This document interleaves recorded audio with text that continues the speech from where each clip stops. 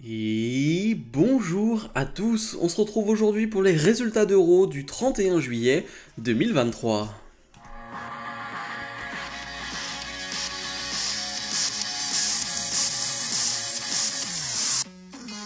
On est du côté de Houston, mais avant de parler du show, n'oubliez pas de vous abonner, de mettre le pouce vers le haut directement. Voilà, comme ça c'est fait. C'est vrai que je le répète pas assez en début de vidéo, mais faites-le.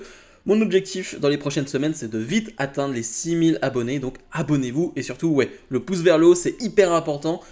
Pensez-y directement dès que vous arrivez sur les vidéos. Bref, donc on est du côté de Houston et on ouvre le show avec Logan Paul qui est très hué du côté de Houston. C'est assez impressionnant, là on est vraiment sur une hit niveau Dominique Mysterio. Vraiment on est à ce niveau là et c'est plutôt très marrant d'ailleurs parce que Logan Paul va bien jouer avec le public, va forcément vouloir parler de Ricochet, de ce qui s'est passé la semaine dernière, et selon lui, eh bien, c'était Ricochet la mauvaise personne la semaine dernière, il s'est fait victimiser par Ricochet, et ouais, il se met en position de victime, clairement Logan Paul. Bref, Ricochet va arriver, il va dire attends, tu peux essayer de faire croire à des nouvelles personnes qui te suivent que t'as été la bonne personne la semaine dernière, mais attends, ce public-là, c'est très bien ce qui s'est passé. Et non, t'inquiète pas, on sait que tu es une horrible personne. Sur le ring, y a pas de souci. T'es vraiment athlétique, t'es fort, pas de souci. Par contre, t'es une horrible personne. Et ouais, à SummerSlam, je vais m'occuper de toi. Logan Paul qui va chercher encore un peu plus Ricochet, qui va montrer déjà le clip du Royal Rumble en disant que ouais, leur match va être viral, il va être vu par tout le monde, ça j'en doute pas. Et il dit à Ricochet, mais si je dis pas de bêtises, celle qui annonce les victoires, les victorieux, eh bien c'est ta femme, non? Samantha Irvin. Et on a un gros plan sur sa femme qui, oui, c'est une ring annonceuse, et c'est elle qui annonce à chaque fois le gagnant du match, etc. Ce samedi, elle va devoir annoncer bien que c'est moi, Logan Paul, qui vais te battre. Ça plaît pas trop à Ricochet. Ricochet va s'en prendre directement à Logan Paul. Et on a une séquence de 30 secondes entre les deux. Et je sais pas vous, mais j'ai envie d'en voir plus, directement. Vraiment, il y a 30 secondes entre les deux où le Logan Paul veut porter un coup de la corde à linge. Ricochet l'esquive avec un truc où il se plie en deux. Ensuite, Ricochet veut partir pour faire un springboard. Et finalement, Logan Paul le contre avec une énorme droite. Et c'est lui qui remporte ce segment. J'ai envie d'en voir plus, j'ai envie d'en voir plus. Vraiment, les 30 secondes là m'ont suffi pour me dire ok, je veux les voir samedi sur le ring et dans un match de plus de 10 minutes. Matt Riddle fait face à Ludwig Kaiser. Alors, je vais pas parler tout de suite du fait que ce match a été vu et revu et que c'est pas hyper frais, hein, Riddle face à Imperium. On le voit depuis des semaines et des semaines. Ça, on en reparlera en bilan de la fraîcheur de cette carte. Voilà, on en parlera en bilan. C'était un match de 7-8 minutes, mais qui était excellent, hein, vraiment, pour le coup. On peut dire ce qu'on veut sur la fraîcheur, sur la nouveauté, mais en termes de qualité, c'était vraiment au rendez-vous. C'était vraiment excellent, les deux se sont réellement donnés. En plus de ça, on va seulement avoir une intervention pendant le combat d'Imperium qui vont essayer de gêner Riddle, mais sur la fin de combat, ils ne vont pas jouer, ils ne vont pas intervenir, voilà, donc ça c'est une très bonne chose, mais globalement c'est un match de très haut niveau, le public est hyper investi, le public voit un bon match de catch, le public est investi derrière Riddle en plus, donc franchement ouais, c'est un bon moment, c'est pas frais, mais c'est un très bon moment, et comme je le disais, sur la fin de combat, pas d'intervention d'Imperium, et une victoire plutôt clean de Ludwig Kaiser, important, très important de le faire gagner aussi, je le disais il y a quelques semaines, mais Ludwig Kaiser est plutôt bien booké, lui est vraiment le second de Gunther, c'est plutôt Giovanni Vinci qui n'a pas de personnalité, qui ne gagne pas un match, qui d'ailleurs n'a quasiment pas de match. Donc ouais, j'espère que ça va être réglé dans les prochaines semaines et que ça va être un enjeu, j'ai envie de dire, pour Imperium de remettre en avant Giovanni Vinci parce que du côté de Ludwig Kaiser, c'est plutôt bien fait. Maxine Dupuis fait ses débuts en 1 contre 1 sur le ring face à Valhalla. Elle a déjà catché en 3 contre 3 mixte, mais là, c'est son premier match solo, un match qui va durer 5 minutes environ. Et bien évidemment, je ne vais pas la juger comme je juge un Ricochet ou un Seth Rollins, bien sûr. Elle n'a pas la même expérience du tout, c'est son premier match. Mais j'ai bien aimé et ça fait écho à une interview de Chad Gable il y a quelques jours où il te le dit, Maxine, elle est vraiment à fond. Vraiment, elle est hyper impliquée dans ce qu'elle fait. C'est elle qui fait ses propres tenues. Elle lui demande des conseils à chaque fois. Elle regarde des vidéos. Enfin bref, elle est hyper impliquée dans son boulot. Et ça se voit. Ça se voit parce que tu sens qu'elle est à 3000%. Vraiment, elle est à 3000%. Et dans ce truc de comédie du côté d'Euro, ça fonctionne. Et là, pour le coup, dans ce match où elle doit catcher un minimum, bien évidemment, je vous dis pas que c'est extraordinaire, mais ça fait le boulot. Elle fait le strict minimum et elle le fait bien. Et surtout, je dois le dire, son finish est vraiment très cool. Son finish est vraiment très sympa. Cette chaise électrique portée avec un ponté derrière, franchement, c'est un très beau finish. C'est un très beau finish. Elle va remporter ce match du coup. Pour son premier match, elle remporte le match. J'ai trouvé ça vraiment cool. Franchement, dans le côté humoristique, dans le côté comédie d'Euro, ça fonctionne très bien, Maxime Dupree. Et là, je suis vraiment content de son premier match. Et moi, je suis vraiment à fond derrière elle. Le Judgment Day est sur le ring et vont nous parler de ce qui s'est passé les dernières semaines avec finalement bien tous leurs adversaires qui ont perdu, qui ont été fracassés par le Judgment Day. Ils vont forcément nous parler de Seth Rollins pour Finn Balor. Ils vont nous parler de Liv Morgan pour Rhea Ripley qui est blessée et de Kevin Owens qui est blessé lui aussi. Bref, personne ne peut se battre. Personne ne peut combattre face au Judgment Day ces derniers temps parce que personne ne peut les battre. Ils sont assez invincibles en ce moment. Dominic Mysterio, comme toujours, va vouloir parler, mais ne va pas pouvoir. Vraiment, je parlais de hit à la Dominic Mysterio pour Logan Paul. Bon, on est encore sur un niveau supérieur. Vraiment, c'est... Je ne sais pas combien de temps ça va durer, honnêtement. Je ne sais pas, c'est la question que je me pose. Mais c'est impressionnant. C'est quand même assez impressionnant. Finalement, on a Raquel Rodriguez qui va venir. Et Raquel, elle n'est pas là pour rigoler, elle n'est pas là pour parler. Directement, elle s'en prend à Rhea Ripley. Et voilà, c'est de la bonne brawl comme on aime, entre deux big girls, tout ce qu'on aime. Malheureusement, Rhea Ripley va reprendre le dessus, en frappant le genou de Raquel à plusieurs reprises. Les officiels vont intervenir. J'ai pas l'impression qu'on va avoir ce match à SummerSlam. Je ne sais pas si ça a été encore officialisé ou pas. J'ai pas cette impression parce que j'ai l'impression qu'on vend une blessure de Raquel. Ce qui est bizarre, c'est très bizarre. Donc on verra bien, je vais pas m'avancer tout de suite parce que ça se trouve que ça a été annoncé. Mais là, à l'heure actuelle où je vous parle, ça n'a pas été annoncé et... ouais, c'est un peu bizarre. Tommaso Ciampa fait face à Shinsuke Nakamura. Les deux, l'ont dit, seront dans la Battle Royale de SummerSlam. Battle Royale qui, je ne sais pas, peut-être sera dans le kick-off. Ça n'a pas été officialisé pour le moment aussi, mais bon, je ne sais pas. Un match qui va durer 5-6 minutes, qui est bon, ça va pas plus loin, mais je trouve que c'est bon. Il n'y a pas un gros rythme dans ce combat, il n'y a d'ailleurs pas une grosse ambiance d'ailleurs mise par le public, mais ça frappe fort, c'est assez intense, ce qu'on aime du côté de Ciampa et de Nakamura, mais ça va pas plus loin. Ça va pas plus loin parce que finalement, le match va se terminer au bout de 5-6 minutes avec un roll-up porté par Nakamura, un roll-up gagnant, donc victoire de Nakamura. Ça veut clairement dire que cette histoire va continuer. Déjà, elle va continuer dans la Battle Royale, c'est sûr et certain. Ils vont s'éliminer. Je ne sais pas de quelle manière, mais il va y avoir une élimination, ou même peut-être les deux vont s'éliminer. C'est fort probable.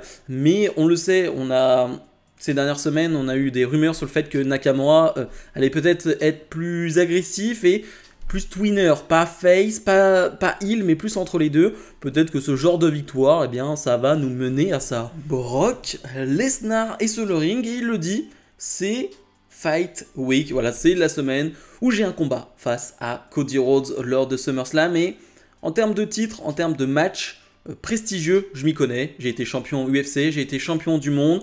Bref, je m'y connais.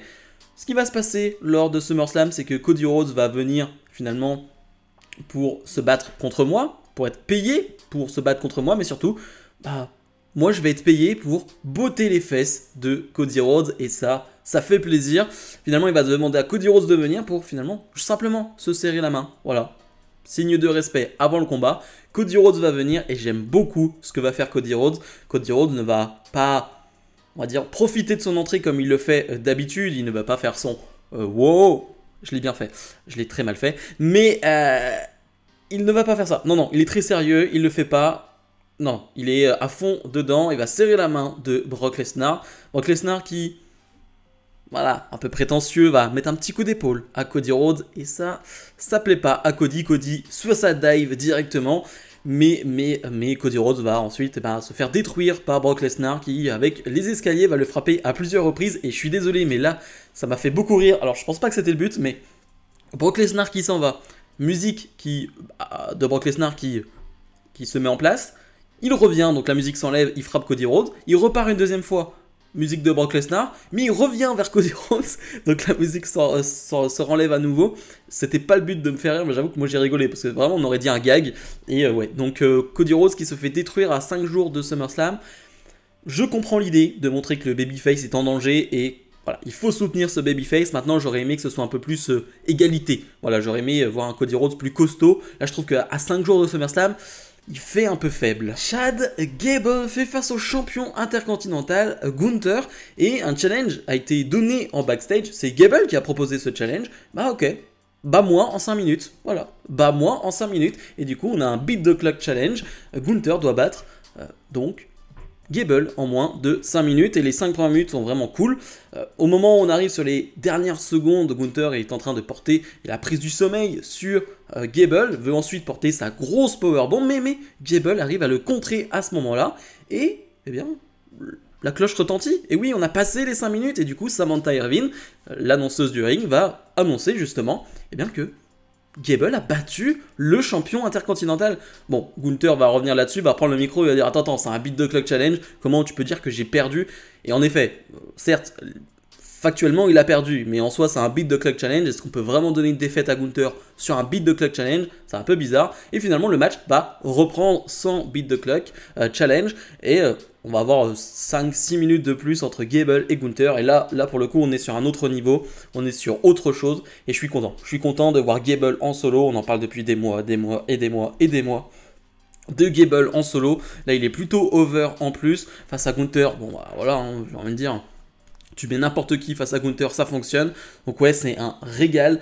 Gable qui se régale parce qu'il va pouvoir porter un énorme gabarit comme Gunther.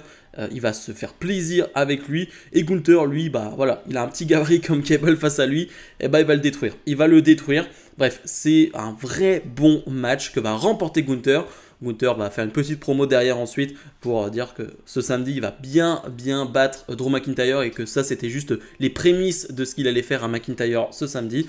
Qu'on a hâte de voir ce combat entre McIntyre et Gunther, ça va être la folie. Becky Lynch est sur le ring et là je préfère le dire, c'est le coup de gueule de la soirée. C'est le coup de gueule de la soirée, je suis dégoûté par ce qui s'est passé.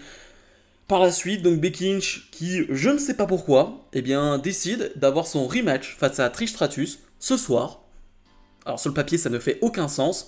Vraiment, sur le papier, ton babyface, qui, à 5 jours de SummerSlam, demande le rematch ce soir à Raw, à 5 jours de SummerSlam, ça ne fait aucun sens. Aucun sens. Trish va finalement venir en disant « Non, non, je suis encore blessé, blabla, je peux pas me battre ce soir ». Adam Pearce va venir pour dire non mais si, tu peux te battre ce soir, donc on aura Trish face à Becky, et c'est tout de suite. Là je me dis attends, on est où là? Est-ce qu'ils sont assez bêtes pour faire ça? Alors ils sont assez bêtes, oui et non, parce que dès que le match va commencer, Zoe Stark va s'en prendre à Becky Lynch, donc disqualification, et Trish et Zoe vont s'en prendre à Becky Lynch après le match, donc pas de combat. Je me dis, on a évité le pire, ça va, c'était pas bon, mais au moins le match n'a pas lieu ce soir et aura lieu à SummerSlam. Et ben non, parce qu'en backstage, Adam Pearce va parler finalement avec Trish et va lui dire non mais Becky elle aura son rematch dans 2 semaines. Dans 2 semaines. Donc ce match qui est construit depuis des semaines et des semaines et des semaines, certes là sur la fin c'est peut-être un peu redondant mais ça a été globalement très bien construit, c'est ce qu'il y a de mieux dans cette division féminine. Ce match n'aura pas lieu à SummerSlam. Mais comment tu peux penser que c'est une bonne chose? Avec en plus de l'autre côté Rhea Ripley qui n'affrontera pas Raquel. Comment tu peux penser que c'est une bonne chose? Comment peux-tu penser que c'est une bonne nouvelle, une bonne façon de faire les choses? Je ne comprends pas. Comment tu peux réfléchir de cette manière-là? Le match est mis en place depuis des semaines et des semaines pour que finalement la finalité soit à SummerSlam. On avait tous compris ça. Et ben non. Je ne comprends pas. Vraiment, c'est incompréhensible. Je ne comprends pas qu'on n'arrive pas à Becky Lynch, Trish Stratus à SummerSlam. Vraiment, je suis dégoûté. Je suis littéralement dégoûté parce que j'avais qu'une hâte, c'est de voir ce match à SummerSlam devant un énorme public. Franchement, l'histoire avait mérité un énorme combat devant des dizaines de milliers de personnes. Et bah non, on l'aura pas. Je suis dégoûté, je suis littéralement dégoûté. Et le main event, on retrouve Seth Rollins et Sami Zayn face au Judgment Day, donc composé de Damien Priest et Dominic Mysterio. C'était un très bon main event par équipe. Vraiment, tu n'avais pas le droit de cligner des yeux. Vraiment, ça allait à 2000 à l'heure, vraiment gros rythme pendant ce combat. Je dois l'avouer, j'étais encore blasé, saoulé du segment qui suivait... qui précédait ce main event. Du coup, bon, j'ai eu du mal à rentrer dedans. Voilà, vous comprenez pourquoi. Et surtout aussi, forcément, on peut en parler un peu maintenant, mais c'est des segments qu'on a déjà vus, des matchs qu'on a déjà vus. Alors oui, là, c'est une composition différente parce que Kevin Owens n'est pas du tout présent, ce qui prouve qu'il est réellement blessé. Hein. Vraiment, il est réellement blessé aux côtes, malheureusement, Kevin Owens. Mais voilà, Judgment Day face à Rollins et Zayn, c'est pas très frais. C'est pas hyper nouveau. Donc voilà, je suis pas hyper emballé non plus, mais il faut quand même le remarquer et le noter. Le match était vraiment de qualité.